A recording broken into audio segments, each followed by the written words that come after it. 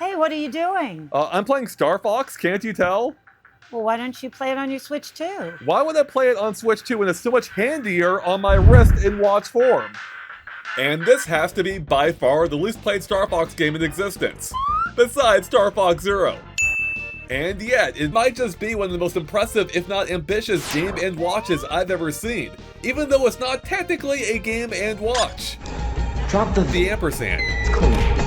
That's right, despite this being both a game and a watch, it's not actually part of Nintendo's official Game & Watch line. In fact, it wasn't made by Nintendo at all, but by Nelsonic under license from Nintendo as part of their Game Watch line. Yeah, it's a little confusing. Now, I'm going to take a wild stab in the dark and say that there's a good chance you've never seen or heard of the thing before, and I can say that because, as a huge Star Fox fan myself, I had never seen or heard of the thing before until a few weeks ago when I stumbled upon it at a used game store and I just had to pick it up because it was only 70 bucks and in really good shape. Which also technically means that the game everyone was joking was the 4th remake of the original Star Fox is now actually the 5th.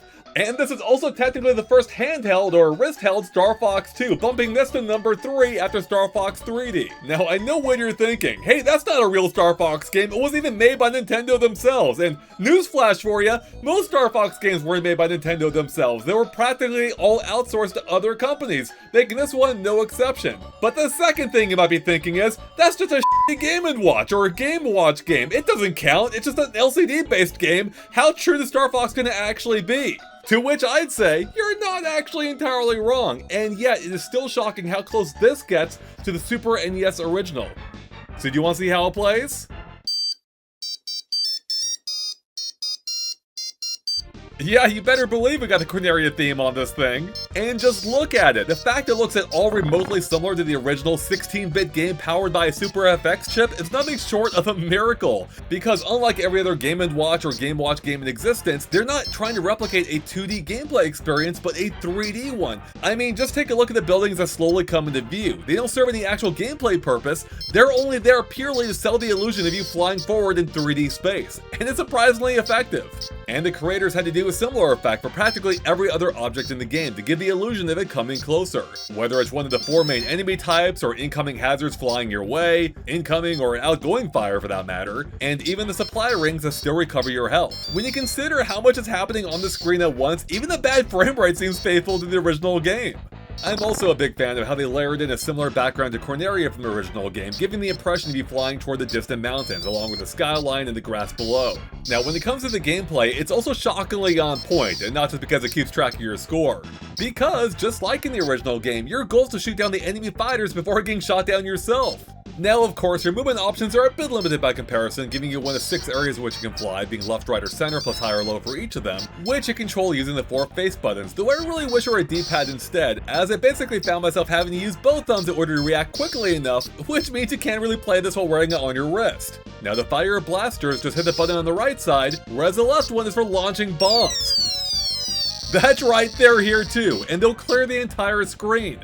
You start at 3 of them, and the tracker in the bottom right corner shows how many you have left. The weird thing about them here, though, is that unlike in the original game, you can only launch them from the center of the screen, which is a bit odd. You may have also noticed a shield gauge in the bottom left corner that shows how much more damage you can take. And as I mentioned earlier, you can fly through supply rings in order to restore that health. And if you manage to survive long enough, eventually the attack carrier shows up, as in the same boss from Corneria in the original game too. And just like when I fought him as a kid, I panic fired a bomb his way, and luckily it did the trick in this case.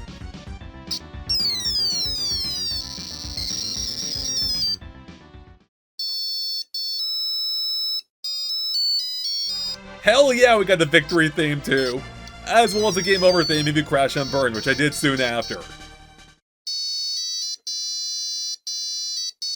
Allegedly, there are 4 levels in total in the game, that I only got to level 2 myself, but it's my understanding that they all remix the same basic elements, although I do believe that those walking robots eventually show up, though I never actually saw them for myself. Although, if you take a look at the complete panel with all the LCD elements turned on, we can see exactly where the walkers would appear. And seeing the individual screen and gameplay elements in this form really gives you a deeper appreciation for how they pulled this game off at all in the first place. I mean, just take a look at how they had to Tetris all those individual elements together into the same physical space without overlapping each other or compromising on the core gameplay. It's kind of beautiful in its own weird way. So yeah, that is a Star Fox Game Watch, or at least one of them, because this is actually the version you could buy in stores, but there was a second version which came earlier, which you could only get by claiming a coupon from Kellogg's Cornflakes. You would send it in, they would send you back the watch. For all intents and purposes, it was identical, at least gameplay-wise, but the case itself is a bit different, with different buttons especially underneath, and I do have to say that I definitely prefer how mine has the entire Star Fox crew represented, unlike the other one, but in the other's defense, it does have a headphone jack, which this one sadly does not.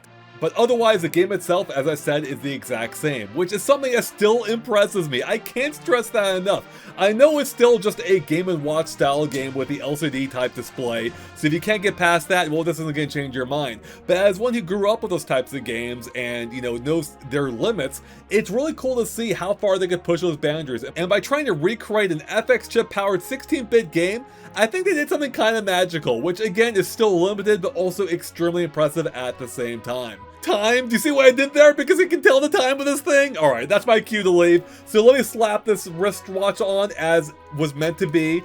And we're going to end the video here, everyone. So with that, thank you for watching. Let me know in the comments below what you think of this Star Fox watch in particular.